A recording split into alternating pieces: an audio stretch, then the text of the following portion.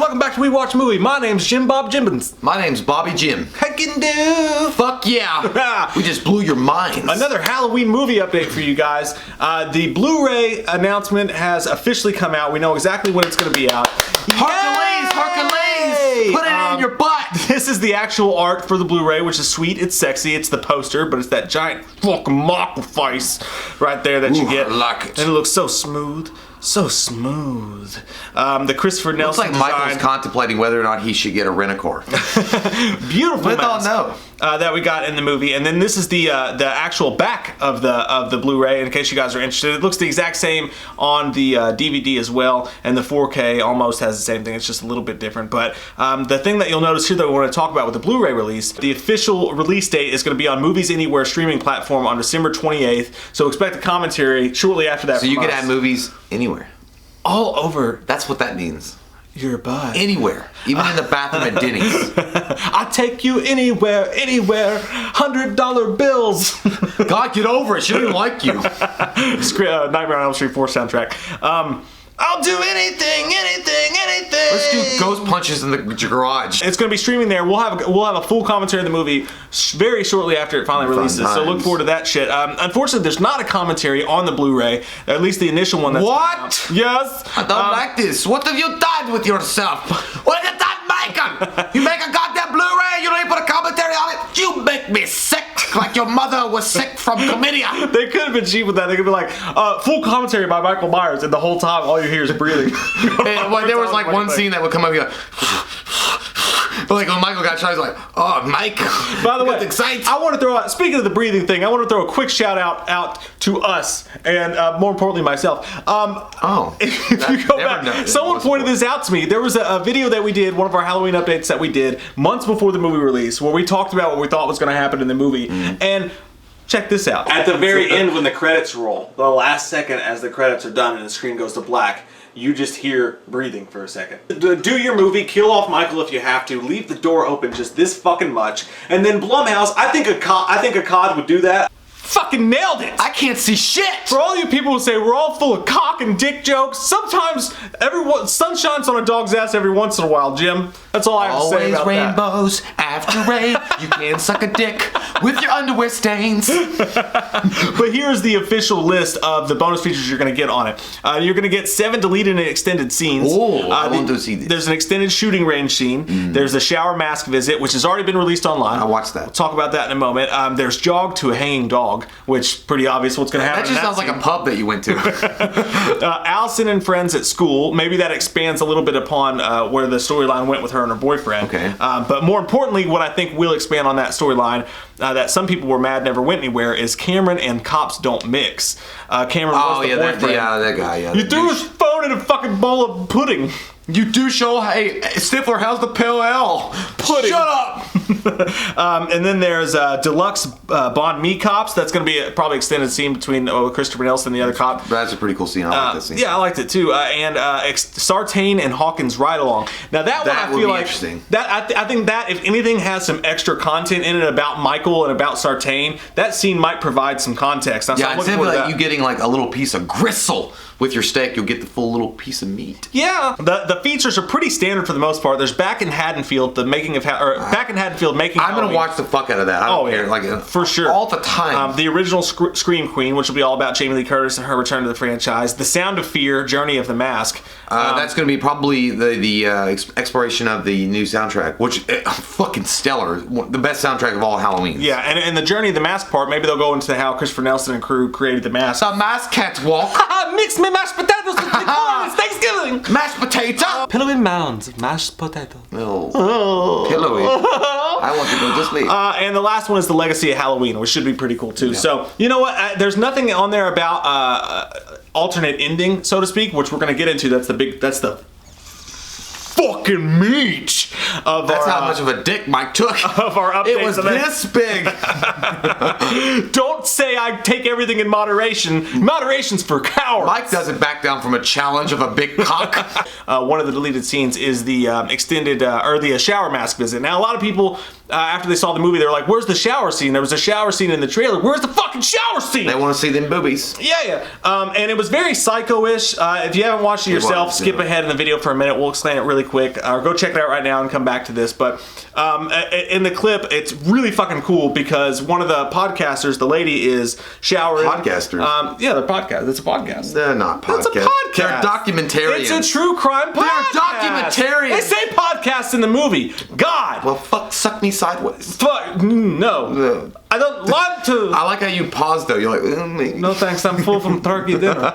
She's in there and she's showering, looking good, looking smooth. And then you look smooth as shit. Bro. Michael walks in, you see the mask, he's like, Heather, you minx. And he looks and he's like, that bitch used Head and Shoulders. I'm out. That bitch got dandruff. A throwback to Psycho. Yeah. And I think maybe that's why they cut it, because they're like, we've already got Jamie Lee Curtis. We really don't have to have that scene in it. Yeah. All the scene actually eventually does is add to the story of and the fact that the podcasters. Yeah, and they get to fuck in the show. Yeah. Great. And it turns out it's just the podcast guy wearing the mask. And it also adds a little bit to what Sartain was saying about, I want to know what it feels like to put on the mask.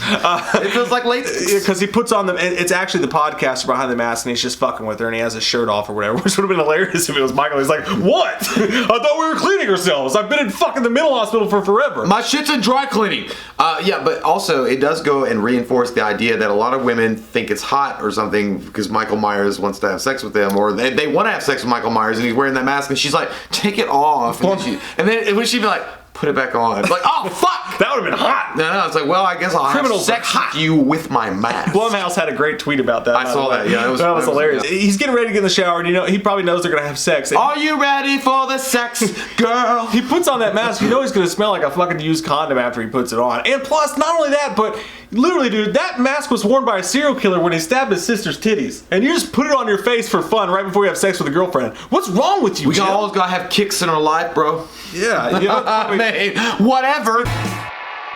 But anyway, so yeah, that's the stuff on the DVD Blu-ray that's coming out. But the biggest news that we wanted to talk about today is the Bloody Disgusting put in an article where they actually, I don't know how they got their fucking hands on the script. In the May 2017 draft, and by the way, Halloween 2018 spoilers right here. If you have not seen the movie, which got to get on that shit, man, then click off of it. Click off. Yeah, I don't want to spoil it for anybody. Go away, but come back later. But word for word, in the May 2017 draft, Lori Jamie name later changed to Karen. So the Judy Greer's character was originally named Jamie, which is kind of fucking crazy. I would have left that in, but okay. And Allison still end up at Lori's house, only this time the action takes place upstairs. Michael's getting hit with a handful of bullets, but continues to get back up. Echoing the originally planned opening, Lori runs out of shotgun shells as she attempts to unload one final blow into the shape. After a few clicks, she flees down the hall, abandoning Jamie and Allison, who are both hiding under a bed. She leaves them. He's like, fuck you, you're out. After a tense moment, Michael turns and pursues Lori into a room with a closet lit up. In a throwback to the original, Michael attacks, only to find out he's been tricked and Lori isn't in there. As he walks back down the hall, Lori jumps out of nowhere, stabs Michael with a screwdriver. In the meantime, Jamie and Allison climb out of the window. Lori stabs Michael over and over until he drops the knife and grabs her by the throat, also a callback to the opening scene with Loomis. Jamie watches all the action from outside of the window as Michael gets stabbed one final time in the neck as Lori goes limp and drops to the ground. Jamie then comes back in the house and goes on the attack, pushing Michael out of the window, again like the first one. Right. He vanishes into the night. Jamie and Allison then go to Lori and confirm that she's dead. That was the original ending. You know what? I don't like... Well, you know what? Honestly, if that was the way that Jamie Lee Curtis was going to go out, like we said that before in our review, that I would have been fine with that. I think that Jamie Lee Curtis having an heroic kind of death, at least in her mind, taking down Michael in some way, or ending the madness in this aspect would have been fine. She's dead. I didn't want some goddamn John Wick fucking kung fu style fight, because I think in the trailer when she had and he moves like that, I guess that was they shot it. They shot the fucking thing. It was an alternate ending, and then they changed it because the test audience hated it because they didn't want Jamie Lee Curtis. Allegedly. Well, yeah, well. Allegedly, O.J. Simpson stabbed his wife. So, but anyway, so they changed it in order to make it more, they're more of an appeasement to other people. But Jamie Lee Curtis dying in that way and just kind of ending it, the saga of Laurie Strode, I would have been fine with it. I mean, I think it would have been a pretty cool battle sequence anyway. And just if they had shot it right in the way it looked. And Michael does get it. He escapes into the night. Now, I do like the ending that they kept with him, the fire and the connection with the eyes. That would have been cool, but I still think it would have been really badass if Jamie had jumped down and grabbed him or something. Like, I mean, I wanted them to go out together as hero versus villain, the final straw, like Batman putting a buzzer stick up Joker's ass or something. Like, just something cool to top it all off with. So the original ending, I mean, if it had been in the movie, if they'd kept it, I wouldn't have hated it. I mean, I wouldn't have hated it. I would have been. I'm in both camps a little bit. I do think that you can't be in both camps. You're either a rebel or a Yankee. I would have been fine with Jamie dying. Jamie dying, I would have been fine with, because that's what they promised. That was supposed to be the end of this thing. The way it sounds like she dies, though, like Laurie. Oh yeah, my bad. I meant Jamie Lee Curtis, but Laurie. Yeah. The way it sounds like she dies, though, almost does sound unceremonious. Like, it sounds kind of like a quick thing. Like, they go upstairs and they find out that she's dead. And then again, it still leads you kind of into the same problem that this movie did. The whole reason they took away the brother-sister storyline was to free Michael and to make him scary and make him able to do anything.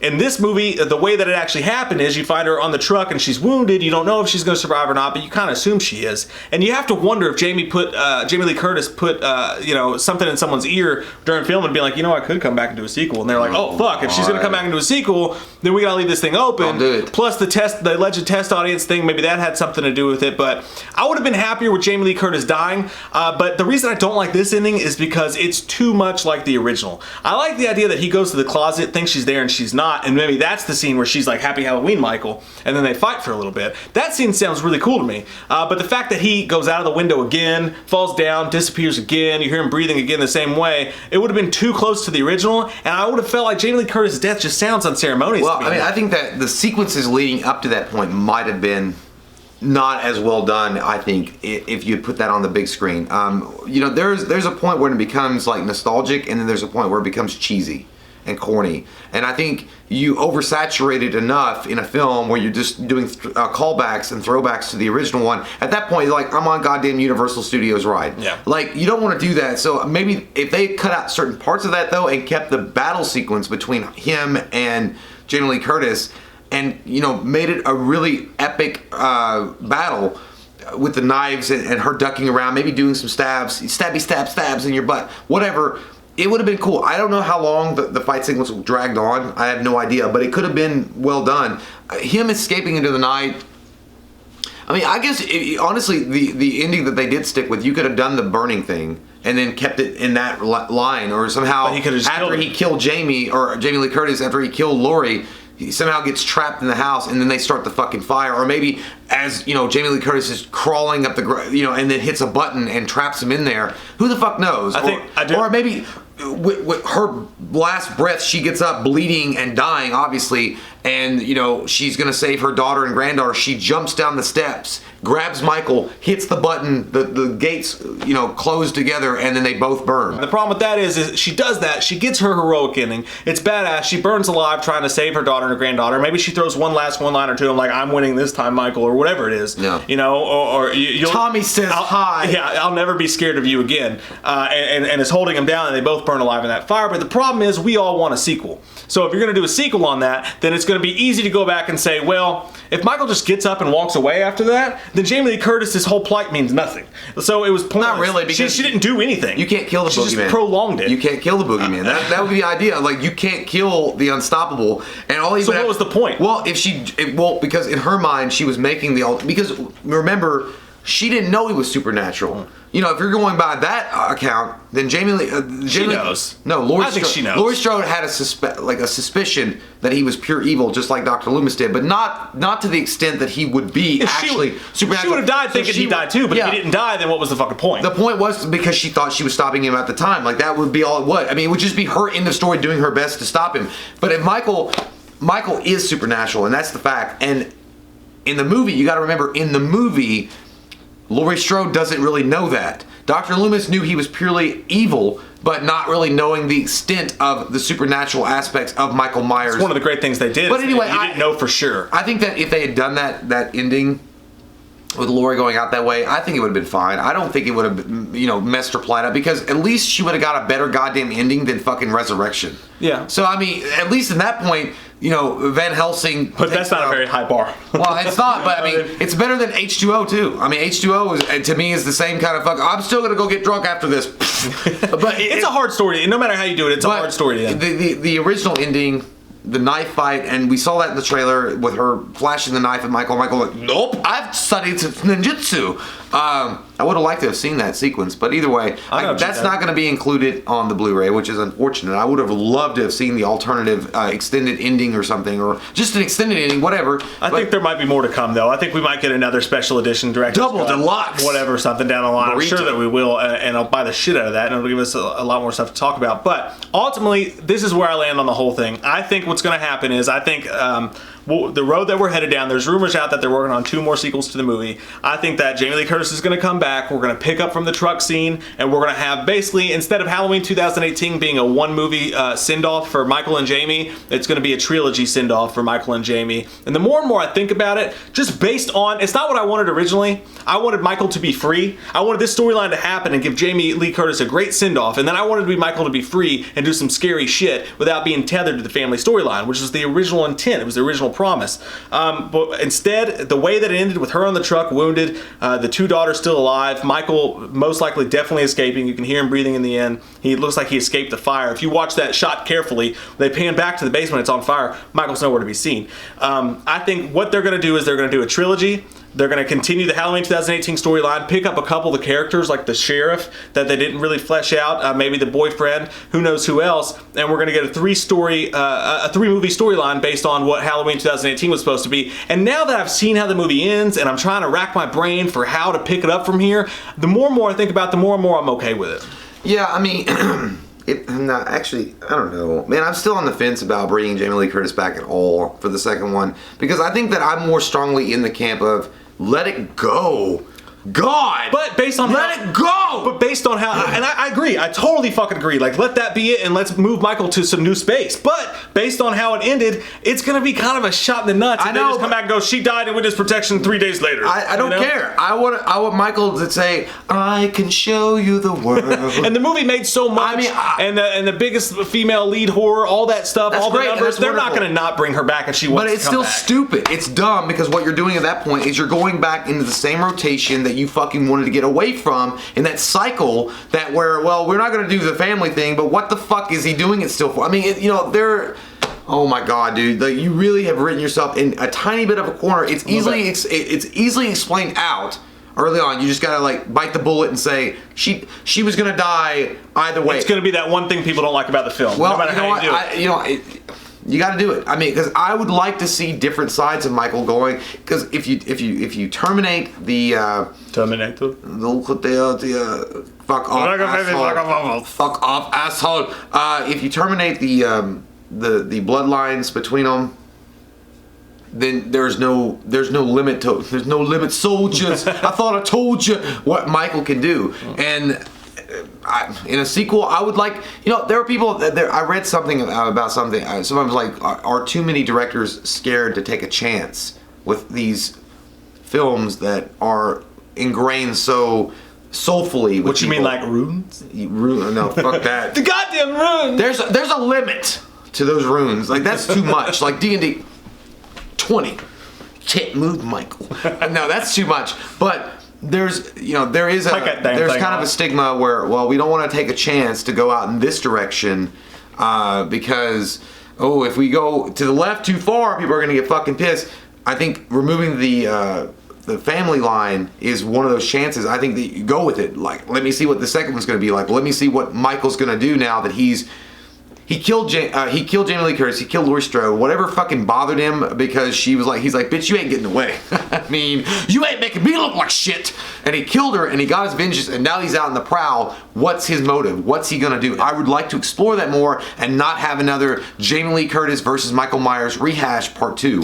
I don't want to see it. I agree. I just think that was a decision that needed to be made before they made the ending they made. Now that they made the ending that they made, the only way to really do it, because here's the thing, like, I think we all thought, like, bringing Halloween back is going to be your biggest challenge, and then from there it's easy squeezy. Yeah. But now we're realizing, based on how the movie ended, and we both loved the movie, but based on how the movie ended, now I think writing the sequel is going to be a bigger challenge than it was bringing Halloween back in the first place. Because what do you do? And you know, I don't want the studio and the filmmakers to get trapped in this. Look, everybody loved Jamie Lee Curtis. Everybody loved Laurie Strode's return. Everybody loved what we did here. Well, let's do the exact same thing again. Yeah, don't oversaturate. No, I think they're going to find that people will be disappointed with that if they move forward with a sequel and it's the same thing as the first movie. I got to move along a little bit. I got a crazy idea. Let's bring a dude with cowboy boots and steel-toed tips. Let's do it. Holy fuck! Let's not even think about the future. Let's just insert it now. Did that happen? Yeah. Oh shit, it already happened. The Man in Black. All right, well, that's it. That's it, guys. A lot of stuff to chew on, a lot of stuff to talk about here. Comment with your all thoughts down below. We love your fucking faces.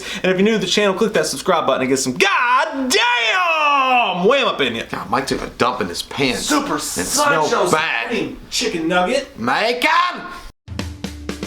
We watched a movie. Yeah. We watched a movie. We watched it. We watched a movie. Yeah. You know what? We did a review. We watched a movie. We watched a movie.